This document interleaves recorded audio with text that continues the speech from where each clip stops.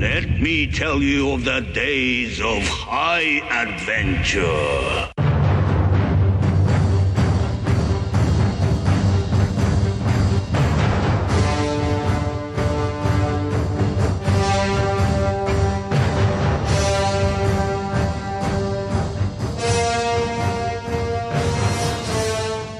Hello, I'm Kevin. And I'm Eric. And this is 6 Degrees of Schwarzenegger, the podcast where we take a long, hard look at some of our favorite action movies from the era of Arnold. Schwarzenegger is the icon of the genre, and we're taking a deep dive into some of these 80s and 90s cult action movies, breaking them all the way down.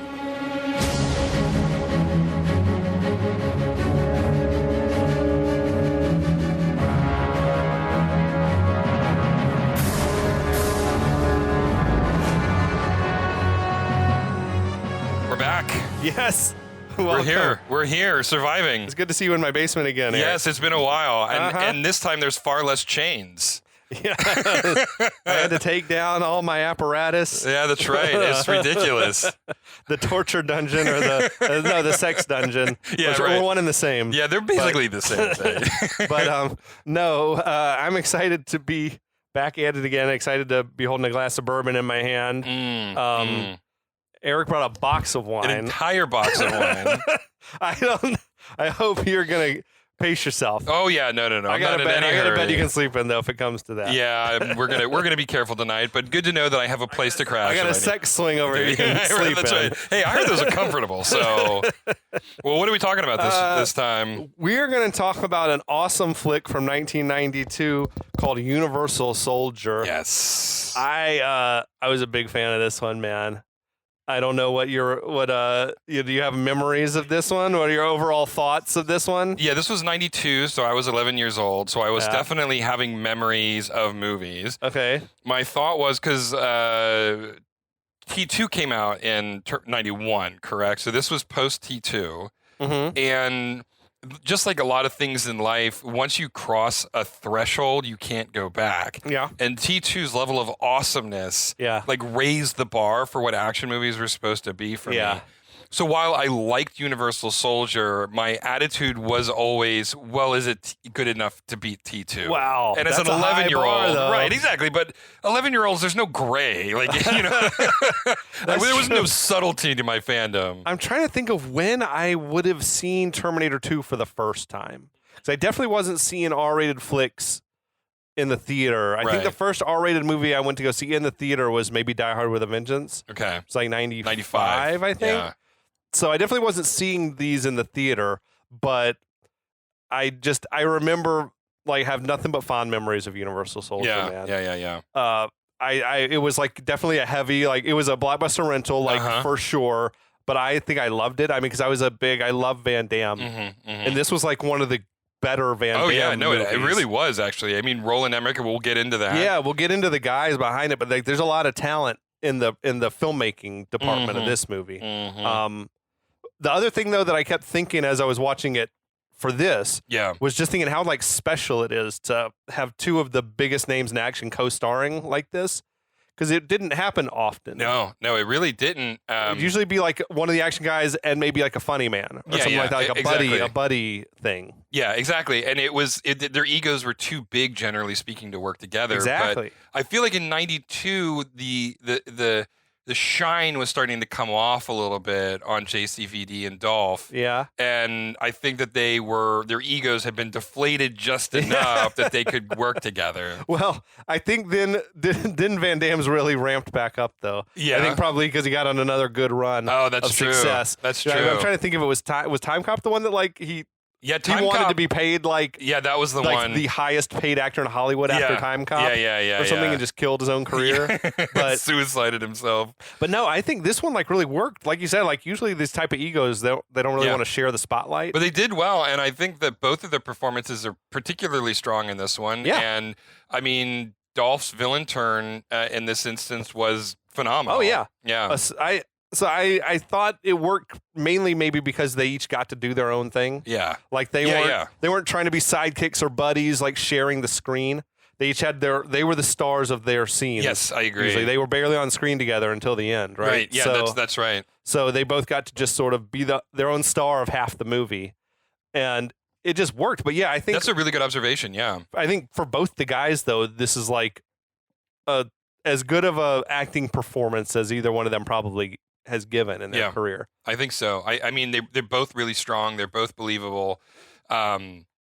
Just all around, it's a competent movie, right? You can say that without having to do any sort of qualifiers or asterisks. There was like actual like craftsmanship involved. Right, exactly. In this, like the effects were good. That's the thing that blew me away. The practical stuff was like the stunt work was good. Yeah. That was the thing that blew me away watching it. Is sometimes these old sort of B action movies, you watch them again, you're like, oh my God, what is going on? Yeah. But this was like, oh no, this is still a pretty decent action movie. Yeah. Like you would never guess it was as cheap as it was. Right, exactly. I think it was like a $20 million movie or something. It made something, what, $150 million domestic? So I feel like at this point, like the Stallones and Schwarzeneggers were demanding like $20 million just to appear in a movie. Yeah. And they did a whole flick for $20 million, and it's good. I mean, yeah. It doesn't look cheap. No, it looks good. The costumes are great.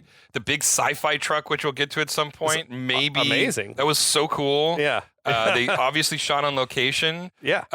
Which we'll get to as well. I'm looking forward to it. I'm looking forward to it. But there's a lot to talk about on this one. Yeah, we'll go through some of those guys we've been mentioning, the behind-the-scenes people. So it's directed by Roland Emmerich, his first American movie, American movie, yeah. Moon 44, I think, was the one that really put him on the map. Okay. And then he got his attention, and that's how he made it to the States. He made based on the strength of that. It was a success, so he got Stargate, which is a superior film to this one, I think. 100%. And also just although Katie, who I'm sure is listening, didn't care for it, which is okay. Listen to Eric and I discuss Stargate on Katie's Retromade podcast. Yeah. But yeah, he did Stargate, which was like a step forward and also like just a great little sci-fi story. I agreed. Yeah. And still one of my favorite like popcorn science fiction movies of all time. And then he went on to do Independence Day, which blew his career out of the water. The biggest movie probably of like almost of all time at that point. Yeah, I don't know if it was bigger than Jurassic Park. It might have made more money than Jurassic Park. I just remember the theaters as a kid. I saw that in theaters like 3 or 4 times, and it was a sold-out house every time. It was Will Smith at like the height of his most powerful powers. Yeah, it's awesome stuff. And he did some other he never matched that success again. Yeah, but he did The Patriot, which I really liked that one. The Mel Gibson. I haven't watched it in many years, so. He did that Godzilla that kind of tanked. It was like the follow-up to Independence Day. Which everybody thought was like, because of the strength of Independence Day, I remember there was so much hype around Godzilla. Yeah, we're going to give him the keys to Godzilla. Yeah, exactly. And then it was very different than what people, I think, were expecting. All I remember is what they had. What was they had songs, like music videos. Yeah. There was like, I think, some sort of Puff Daddy song. Yeah. And some sort of, was it the cover of Heroes? Was it the cover of was it like Bob Dylan's kid, Jacob Dylan, like doing Heroes, the cover of the Bowie song? I don't know. I don't remember anymore. It was just like it was though. But it was a corporate IP vehicle. Oh yeah, 100%. Yeah. But then he got into like the disaster movie big genre. Time. Yeah. So he did Day After Tomorrow, he did 2012, and Moonfall, which is like such a bad movie that it's kind of fun to watch. But yeah, it was written by a couple of guys who didn't do much, Richard Rothstein and Christopher Leach, and one Dean Devlin collaborating with Emmerich, I think, for the first time. And they went on to have like an amazing collaborative relationship. And then had a huge falling out, and they don't work together anymore. That's my understanding. Did they not come together on the Independence Day sequel? I never watched that. I don't know. I honestly, I didn't watch the sequel, so I have no idea. But I'm sure he still gets like a writing credit or whatever. I'm certain he's like characters created by. But yeah, my memory is that they had a bit of a falling out. Okay. And they stopped producing together. Like they went their separate ways. Yeah. That's a bummer. They were if they were nothing if not a like productive duo together. Like they made big movies. Yep. What else do I got? I got produced by a guy named Alan Shapiro. I wrote the producers down. None of them are all that well known. I'm just always interested in what else they've done. So this guy Shapiro did a movie called Air America. I've heard of it. He did The Quick and the Dead. Okay. Which was like had a star-studded cast and was not that great. I think that's an underrated movie, but I also really like Sam Raimi? Sam Raimi. Yeah. And then he's produced like so many award shows. Like he produces the Golden Globes every year, and like hey, it's a business, man. Like Dick Clarkson rocking New Year's Eve every year. I'm like, I'm sure they get paid for that. Oh yeah, for no sure. Doubt. Another producer on it was Joel B. Michaels, who was producer on Stargate, Terminator 3, Cutthroat Island. Oof. And he did the newer flick, the one with Rami Malek. Is Rami Malek? Oh, the Amateur? Yeah, was his on. The guy's still doing stuff. Oh, wow. Good for him. Yeah. And then the other producer was a guy named Craig Baumgarten, who had produced Hook, the Spielberg flick. Okay. He produced Nowhere to Run, another Van Damme flick. And then he did Blank Check, that Disney movie I never saw. I only know of it because of the Blake August Save the Cat screenplay writing format. It's the only movie of his script that he sold that was ever produced. Blank Check. Yeah. And he produced Jade.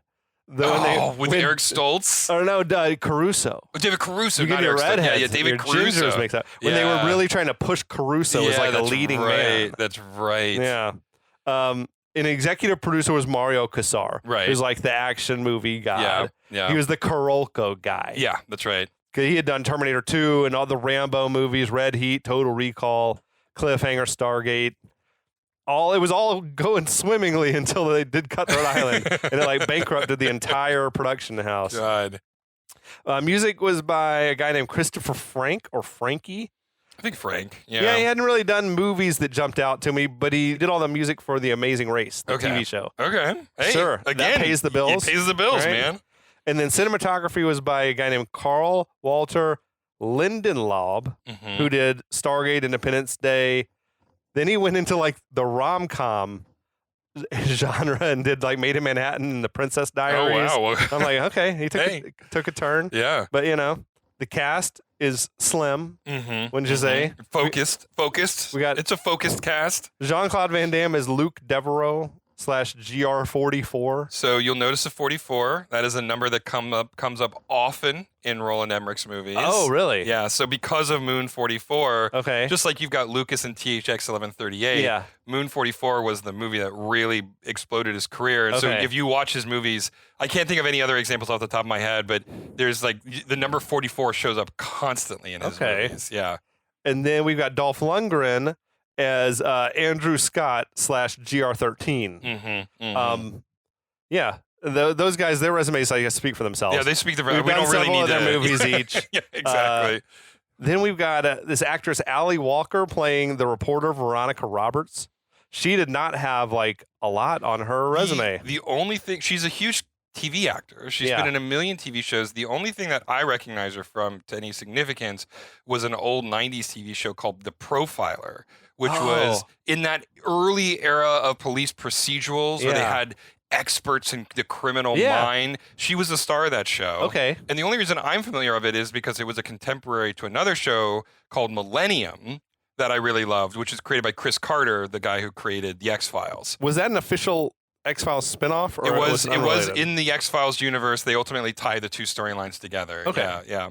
And I had seen, she was one of the leads in the Shaquille O'Neal movie Kazam. Yeah, that's right. She played a genie. On IMDb is like most known for Kazam. I'm like, ugh, that sucks. And then she played like the very ruthless ATF agent on Sons of Anarchy. Oh, right. That's right. Yeah. Okay. It was like, 10 or 20 years later.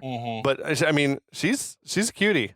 I'm a fan. Yeah. And she, we'll get into this, but I honestly think that she's the real protagonist of this story. Yeah. And she carries She does the heavy lifting. She does all of the heavy lifting, and she does it very well. Yeah. So the only other actor I'll mention right off the top here is Ed O'Ross as Colonel Perry.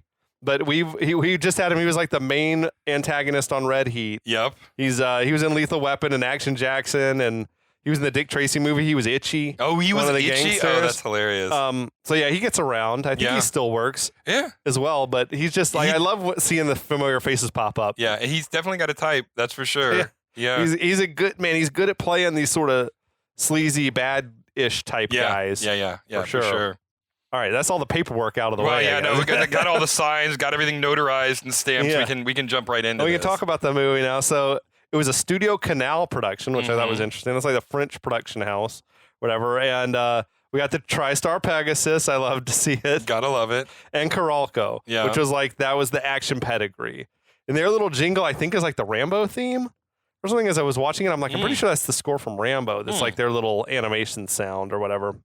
But yeah, we had the Roland Emmerich film, which good for him. Like he was getting a pre-title credit at this point in his career. That's nice.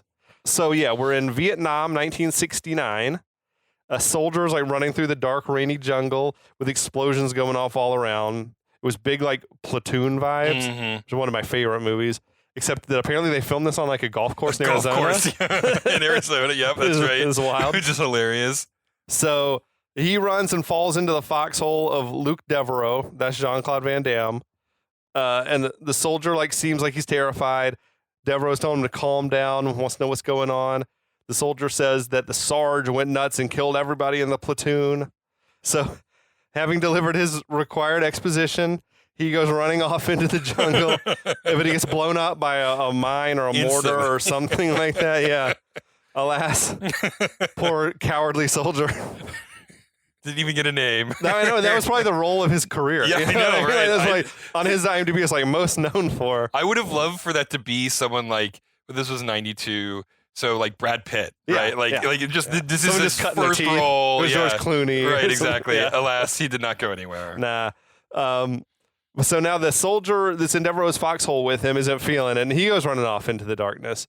I'm with that guy. I don't need to go mess with whatever's going on here. Get out of here. Apparently that was Michael Jai White, the guy who just for a glimpse. Who comes back in one of the later Universal Soldier movies. So apparently he died out there in that jungle. Apparently. Because he's back in one of these sequels.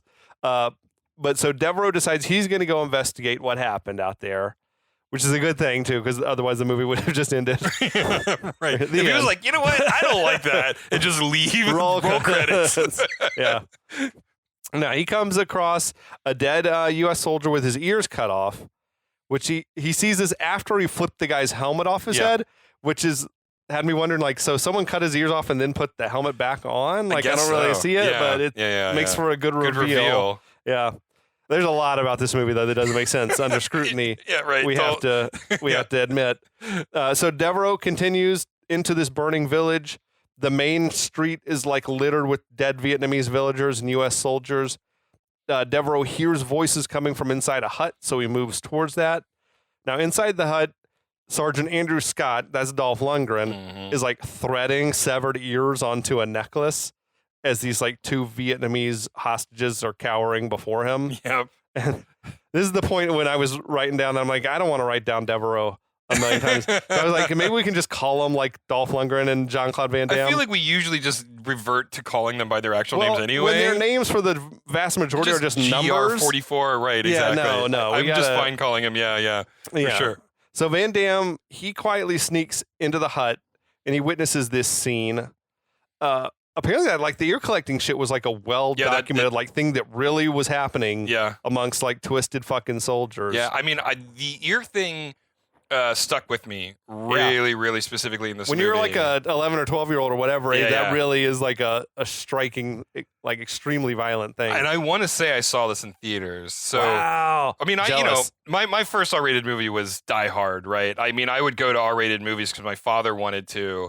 So you had an adult, you weren't sneaking in. I wasn't sneaking in. Like my father was taking me. Okay. So I saw Die Hard in theaters. I saw Terminator 2 in theaters. Oh man, pretty sure I saw this in theaters. That's rad. Didn't see RoboCop in theaters though. So I don't think my mom was letting my dad take me to these until because I was still only probably 13 then when Die Hard with a Vengeance came out. So I was like too young for it on paper. But I guess parents had decided because I was watching them at home. Like we were renting them from Blockbuster. I just wasn't going to the theater for them. Yeah, I was 14 when Vengeance came out. So by this point, I was sneaking into R-rated movies. But when I was younger, But so Van Damme asks Lundgren like, "What's going on?"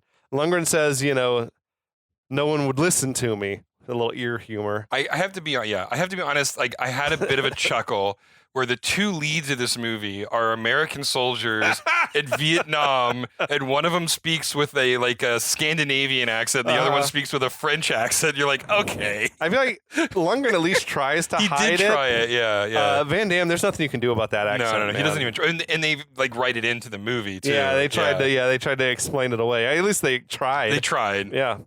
So Van Damme says that the village has been cleared. All these people here were innocent, but Lundgren insists that I'm surrounded by traitors. There's also like a lot of accounts of like just indiscriminate murders that were happening in Vietnam. Vietnam was a rough thing, man. Yeah. So Van Damme says, my tour's over. I just want to go back home. And he asks Lundgren to come with him. But Lundgren says that Van Damme's just like all the others. They want to pretend like that none of this terrible shit ever happened. But he's like, it happened. It doesn't just go away, which is very like Rambo vibes. Yeah. When he was talking to Troutman or whatever at the end. So he holds up his necklace of ears and asks Van Damme, "Do you hear me?" Another ear joke within minutes of each other. I mean, they were letting them fly in the movie. It was kind of crazy. But he says, "You're a traitor too, aren't you, farm boy?" Right. Which I thought is such an innocuous insult. Yeah, I mean, it's just like, are you saying that like you don't like Star Wars and this is a pejorative to a Star Wars thing? It like, was some sort of an insult. Yeah, because it's like you were born on a farm. Like, oh, okay. Okay. I mean, yeah, that's true. Yes, that is facts. I don't know. Yeah. So Lundgren insists, that you prove yourself by executing the remaining villagers. Lundgren gives Van Damme an order to kill these motherfucking traitors. So Lundgren pulls his pistol out and he aims it at him and he shoots the male villager guy in the head. And that was like a very graphically violent kill. So many headshots in this movie. Many headshots. They brought the budget on head squibs. Yeah, without a doubt. So Van Damme, he kicks the pistol out of Lundgren's hand and smashes him in the face with his rifle. And then Van Damme tries to get the female hostage up on her feet and moving before they can get away from Lundgren or whatever. He's been knocked across the hut. So Van Damme gets her up and moving, and Lundgren is chasing along behind him. Lundgren shoots his pistol after them, and he hits Van Damme in the leg. The Van Damme goes down, but he tells the woman to keep on running.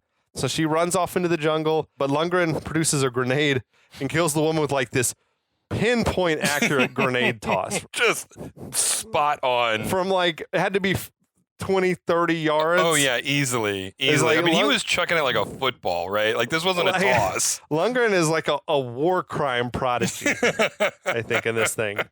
So Van Damme is pissed, and he gets up, and he runs Lundgren through with his bayonet, which is, fucking surprising. It's a startling thing to happen in the movie. Even having seen it and knowing the plot, knowing the premise, it's still like, oh, shit. So this is an honest question. I'm not trying to get the movie's goat or anything, but did they use bayonets in the Vietnam War? I think so. Okay. Yeah, I think so. I remember them using the bayonets in Full Metal Jacket or somewhere. They're having the training. Okay. So I assume they were using them in combat. That makes sense. Okay. I just saw them huh. I mean, it wasn't like this movie is fake. It was just more when I think of bayonets, I think of the Civil War or the Revolutionary War. Right. I don't really think about modern warfare, but yeah, then I think at this point in time it was a knife that you would carry, that would attach, and then would attach to the barrel. I guess maybe if you ran out of ammo, okay, or if it was just close quarters. That makes sense. Or something. Okay.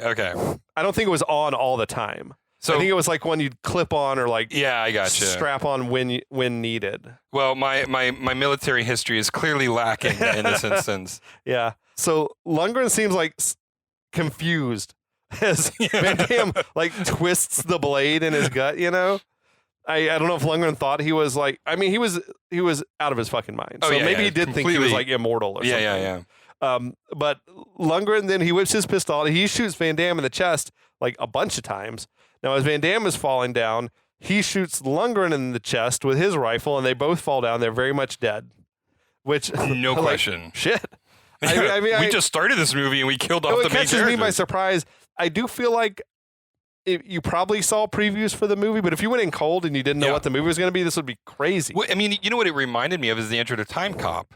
How you see all the trailers and you think, oh, it's futuristic sci-fi, and then you open in Vietnam. In the past, yeah. And then same with Time Cop. It's clearly a sci-fi movie. Yeah. And then you open in the Civil War. What? So it was it was a good subverting your expectations. I liked it, yeah. So now, later on at dawn, a helicopter comes flying in. This black dude hops out. He seems to be in charge. He's, like, surveying the scene. Soldiers are running all around the village, like, trying to clean up the mess.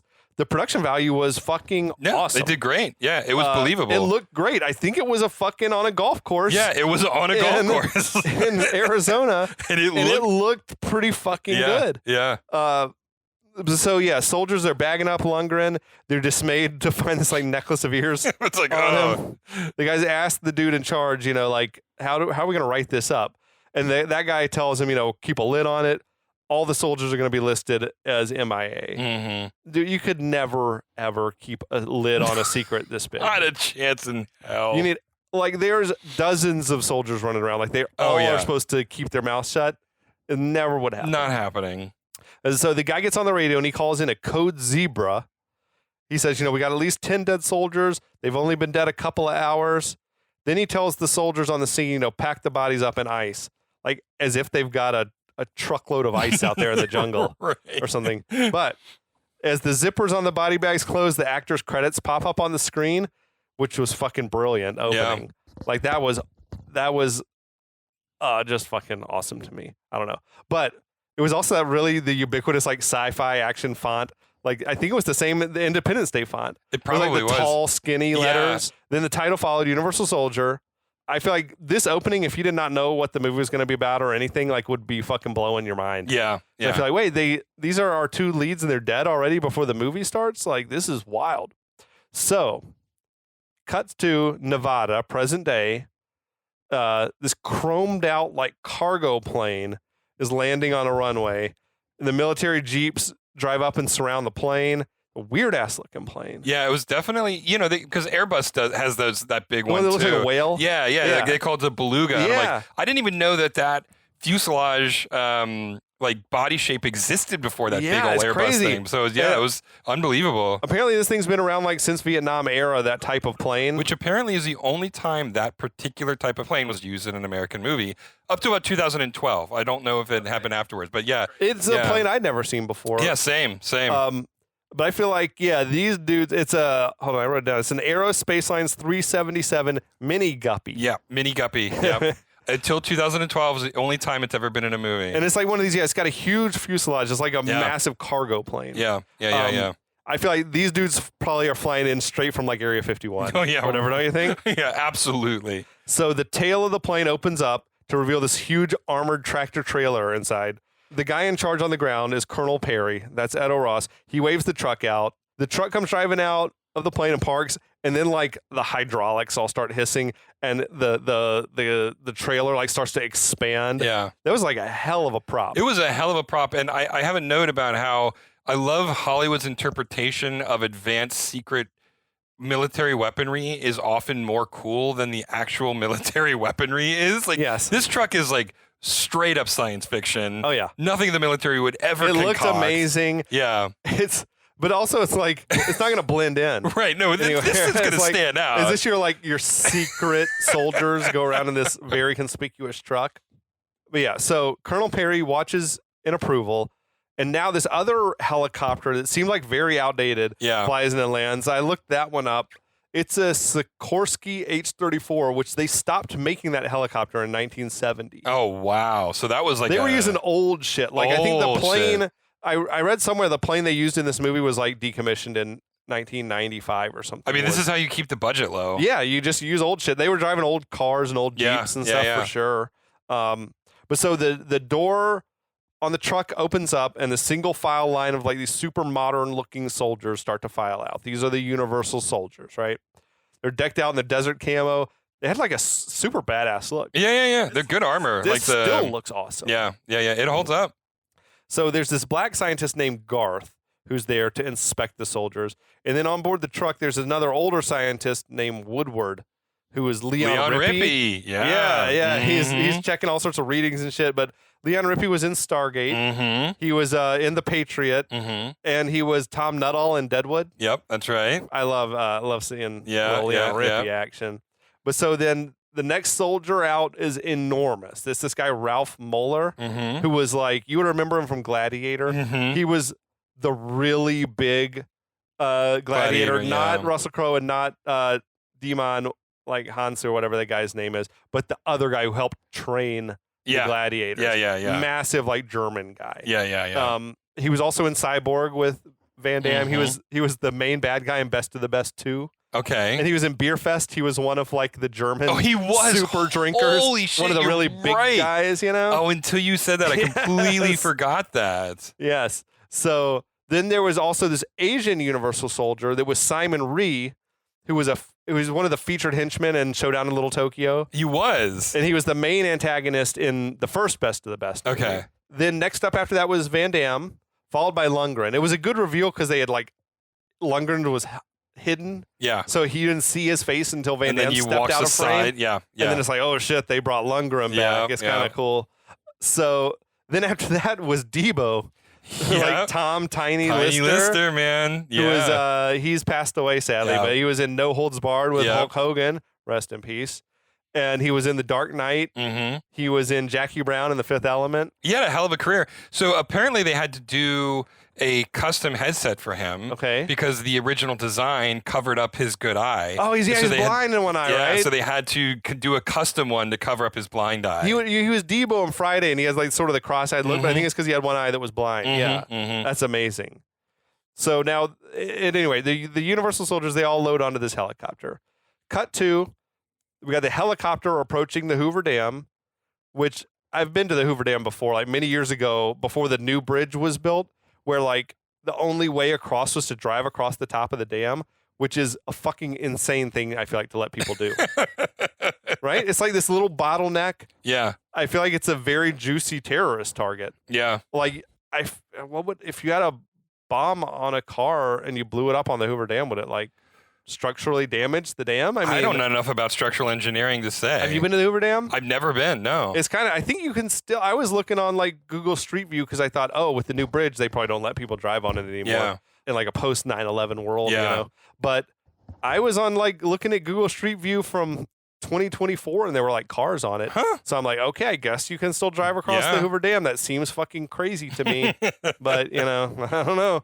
But as speaking to my point, along the top of the dam here, there's, like, a lot of dead bodies and smoking cars because there's a terrorist attack underway. Clearly, you and Roland Emmerich think similarly about terrorist targets. I also imagine filming at the Hoover Dam is, like, no easy feat. No. Yeah, exactly. But, like, you can't fake the Hoover Dam. Yeah. Like, that's just fucking amazing. It is what it is. Got there and they took over. Like, back when they were doing this, there was no way other than going across the dam to cross that water for, like, hundreds of miles, I think. Like, to say we're going to shut it down for a couple of days or a couple hours is just kind of crazy to me. But there's this hostage situation underway. Masked terrorists are executing hostages. Reporters are swarming around Colonel Perry as he arrives on the scene. He enters this command center and is briefed on the situation. And there was this FBI guy there who I thought for the life of me was Dan Castellaneta, the voice of Homer Simpson. He looked like the guy who does the Homer Simpson voice, but I was wrong about that. No. I have seen him in other places, though. That guy? Yeah. He's definitely a character actor. Like, when you need a weird-looking guy, he's one of the guys you go to. Sort of bald and sort of, like, weaselly looking. Yeah, but he also, like, he's bald, but he has the long hair still. Like, he hasn't trimmed it down, so it's got, like, almost a Larry David look to him. Yeah. Elsewhere, though, we see the Universal Soldiers. They're jumping out of the helicopter into the reservoir above the dam, which was a fucking sweet stunt. Yeah. Jumping out of the helicopter was straight down, Now, in the command center, Colonel Perry is saying, you know, they're about a mile and a half away, and then some dweeb in front of a computer is like, oh, they only have 13 minutes, sir. So, elsewhere. Classic nerd voice. Classic nerd voice. Elsewhere, again, the police have blocked off the road leading down to the dam, but a car approaches driving very fast on the wrong side of the road. It's chain-smoking news reporter Veronica Roberts. I feel like she has the ability to just materialize cigarettes from nowhere because there is not a scene in this movie where she doesn't have a cigarette in her hand. I don't know why she's driving an old wood-paneled station wagon. Like if that's her personal car or what? Well, I think so there is a lot to this character that we don't really get to learn about. Yeah. Why the station wagon? She's got a wedding ring on for the entire movie. They don't ever say she's not married. Yeah, they don't mention There's really not anything. a romantic angle. Right, exactly. They mention briefly that she's got some history as a crack investigative reporter, but it seems like she's past her prime at some I don't know. Yeah. I mean, there's a whole backstory here that they never explore with her. Well, I feel like the police would have opened fire. When you drive a car driving fast on the wrong side of the road, like towards a terrorist. This is attack. pre 9/11. This is pre 9/11. People did that all the time in 1992. But she convinces the police officer to let her through. So she arrives just seconds before she's supposed to go live on air, much to the relief of her producer and cameraman. There's this bit of frantic action where she's like pulling on a blazer and taking her sunglasses off, and they toss her a microphone, and she's like, it was a nice like moment of just kinetic energy or whatever. But so they go live. She reports that we got 30 hostages, that the terrorists are going to spare their lives in exchange for the release of their imprisoned comrades. Though it seems like these are like domestic terrorists, because it seems like all the people are like locked up in the States. Yeah, and they don't and they speak in accentless English as well. They might have been like ahead of the curve. But maybe there's some sort of internal commies. I'll go on and plant the seed. Okay. There's some crazy shit about the original version of this movie. Okay. And including a crazy alternate ending that which we will talk discuss about at length at the end. Oh my god! But so stay tuned for that one. There's something about the terrorist attack that you'll learn later on. Interesting. That's a spoiler. Okay. So inside though, we see the terrorist arming a bomb. That's Thomas Rosales Jr. Yep. Who is playing the never mentioned out loud named character of Wagner. Wagner. We saw him in Kindergarten Cop. He was the one like smacking the girl around before Kimball fucked him up. He was in Running Man, Death Warrant, Predator 2, Last Action Hero, The Crow, Face Off, Heat. He was in a movie called Man's Best Friend. Do you remember that one? No. It was starring what's dude's name? The guy from Millennium. Oh, Lance Henriksen. Starring Lance Henriksen as a scientist who created like a super soldier dog. Like a genetically modified, like super dog. Well, I know what our next movie is. That goes crazy, like killing people. It gets loose and is killing people. That's fucking amazing. I think I saw it one time. It was like a full-on Blockbuster rental, like late night on USA or something. Crazy fucking. Oh, cool. That's hilarious. The poster of it is like Terminator, where it's like a half robot, half dog face on like a skull, whatever. Oh, it's my wild. God. Man's Best Friend. I hadn't thought about that movie for 30 years until I was like looking at what else Rosales was, and I was like, fucking Man's Best Friend. That's Holy going on shit. the list. Going on the list. Gotta watch that, yeah. So, hostages cower, and several armed terrorists are watching the perimeter. I don't know why every fucking person is wearing like shades of beige. Yeah. Throughout the movie, really, but especially in this scene, you could not get a group of 30 strangers. They're all wearing beige to visit the Hoover Dam. I don't know. Maybe the costume designer just had a real aesthetic that they were going for. It was definitely like a cinematography thing, I think. Where like we didn't want the whole movie to be like shades of like desert beige. Yeah. I mean, and we'd spend the whole movie in the desert. So. Yeah. But so then the Universal soldiers have like now arrived at the dam. They begin infiltrating, like climbing up ropes or whatever. The military snipers are relaying back to the command center that the soldiers have arrived. That dweeby computer guy marvels that they swam the 1.5 miles in under 4 minutes. Which is crazy. Unbelievable. That's faster than the fastest runner could run that distance. Yeah. I mean, they were going so fast if we saw them, it would look like a speedboat skimming along the surface of the water. Yeah. So, but Perry remarks they're 8 seconds behind schedule. Good like action movie line. So Veronica wraps up her news report. And then she starts bickering with her producer about like her fly by the seat of her pants style of journalism. And the dude this is crazy. The guy's like, well, I had a little chat with the network today. And you know what, Ronnie? And she's like, no, what, Chuck? And he says, you're fired.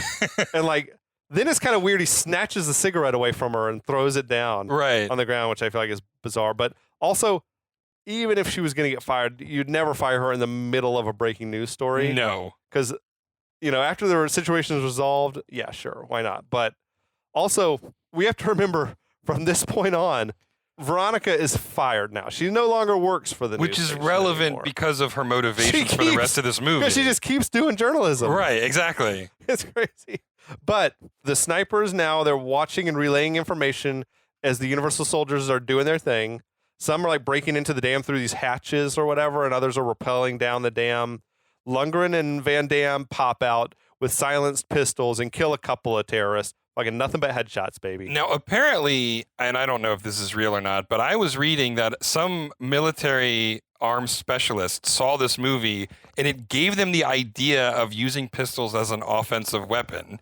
Because I guess before this movie, they were only used as defensive weapons. And so this actually started a training regime and some research into how to make pistols offensive weapons instead of within the military? Yeah, within the military. Like this apparently inspired an actual like weapons expert to try to do that because they had never been used as offensive weapons like that before. I could see where sometimes you would want something small. Yeah. But that's usually where I think of them having those little, like the submachine gun, little small machine guns or whatever. But interesting. Okay.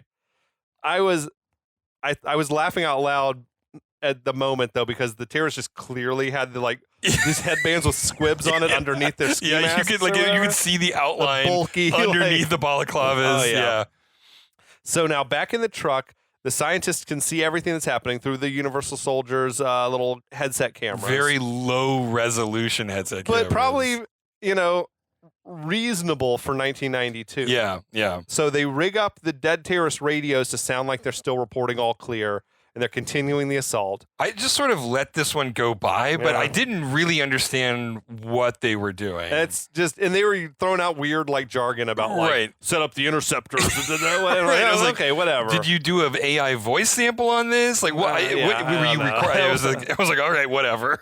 So then Van Damme and Lundgren, they run down the face of the which was dam on ropes, very cool. Face first. That was more amazing stunt work. Yeah. Even the fact that the dam people would let them do that. I know. Is kind of crazy. It's just unbelievable. That's awesome. It was a great. I mean, obviously, Van Damme and Dolph weren't doing that, but the stunt guys who were doing it was like crazy impressive. And if you saw that in a movie today, you would still be like, impressed. "That's a fucking awesome." It's just the visual of it is amazing. Yeah. So they get to the bottom. They kill a couple more terrorists with bare hands. Then Lundgren stomps the one dude after he's dead already, which that was also an awesome camera shot with the Hoover Dam behind him and stomping down on the camera. Which was a really low angle. And wide angle. Yeah. Awesome shit. And the scientist Garth says, the homeboy's starting to like this shit, to which Woodward says that's ridiculous. Now, then Van Damme and Lundgren enter the dam from the bottom. Another awesome shot where it was Van Damme a wide angle where you could see the whole dam and him running into a tunnel, and it followed him into the tunnel. I'm like, damn, they really fucking filmed this shit. Yeah, it was definitely on location. And these tunnels really do exist underneath the dam. That's awesome. So Woodward calls though for phase 2 of the mission to commence. So that cues big ass Ralph Moeller to come walking into this hostage area, posing as a maintenance worker or something. He's the world's strongest handyman. Just in tallest, who is this He's guy? a mountain of a man. Yeah, he's holding a little toolbox. Which is looks too small for his ridiculously large body. There's a camera inside the toolbox that's feeding video back to the truck. They have some technology that, though, can tell way too much about people's, what's going on, because they're assault rifles fully loaded. And it's you can tell how many bullets are in the gun. But the terrorists with the machine guns, they open fire. They pump him full of lead. Now the terrorists go to check on him. He appears very much dead. Then we see that Van Damme and Lundgren are climbing into some hatches somewhere in there. The terrorists go to check, I guess, in the area where Ralph Moeller had come from. And while they're doing that, he sits up, pulls a pistol out of the toolbox, and shoots that lead terrorist in the head, right between the fucking eyes. I mean, just yet another headshot. This is the drinking game. Every time there's a headshot, take a drink. Okay. I'm trying to keep up. Yeah. So, though, Van Damme and Lundgren, then they step out. They shoot the other terrorist dead with different pistols than what they were using earlier, which I thought was weird. Or at least they took the silencers off. They were single-use weapons. Yeah, I guess so. But so more Universal soldiers then appear, and they survey the scene. All the hostages are safe. Van Damme watches this pair of Asian hostages cowering, and he has a flashback to the village which is apparently like literally they use the same actors. Oh, really? Oh, okay. I thought they looked similar. That's then I cool. thought maybe I was just being racist. That's a clever little thing. But they use the same actors. That's pretty cool. So the scientists, they're back in the truck. They call for Van Damme to check in, but he's like zoned out. Then Van Damme turns and he stares at Lundgren and he gets this look on his face like he's remembering what happened in Vietnam or whatever. It's a great moment and like good visual storytelling. Yeah. And it's setting up the inciting incident pretty strongly. Yeah, this is like a strong opening act to the movie. It's very compelling, great setup. Yeah, I mean, we get to the action very quickly. There's not a lot of all the exposition happens within the context of what's going on. I actually thought, the classic thing is to use a news report to just do an exposition dump. Yeah, right. And it's just an easy way and a justifiable in-world way to do it. Well, in this one, they did it, but Veronica is a journalist, so it works to her character as well. Yes. It's not one of these where they just turn on the TV and it's right. To recap what we just said, said earlier.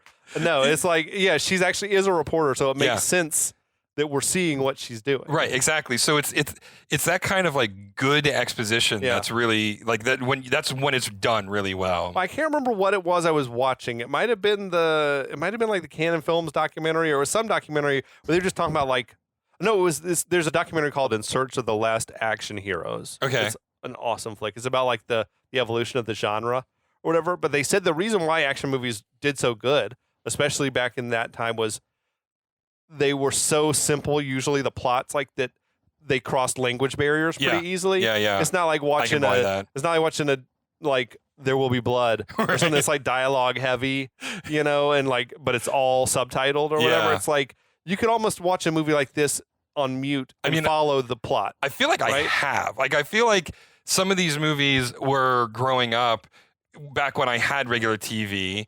You would go to TBS, you'd go to USA, and you would just turn them on, and they'd be in the background while you did homework or played video games or did chores, a number of things.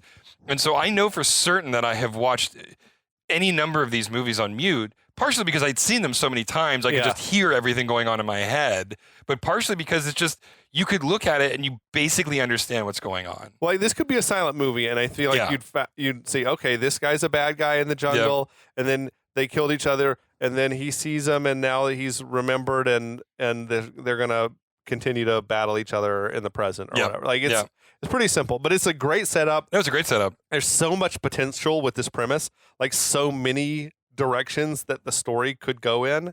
Like it's just whoever came up with the premise, like kudos. It's not, be honest, it's not the most like, it's not the most original thing you've ever seen. It's sort of a derivative of like, what if there was like RoboCop meets Rambo meets Terminator like mashup movie? But I mean, hey, why not? Shit works. I mean, all three of those are good movies. Yeah, absolutely, man. So it is what it is. But that is our first episode. We're Sets there. all the pieces in place. It's all action all the time from here on out. This is an action-heavy movie for sure. Nothing wrong with that. No, and it's tight too. It's justified. It's not just stupid action. Right, exactly. It's like all the action is furthering the plot. Yeah, along. Absolutely. Every set piece justifies why characters move to a new location. Yeah, for sure. So I'm looking forward to really getting into the weeds, because there's some weird shit we're gonna get to before all is said and done. Just let that marinate until next week. Yes, that's right. And there's so much coming. As always, thanks for listening. Yeah. Thanks for taking another journey with us. And until next week, we'll be back. Body count. Body count.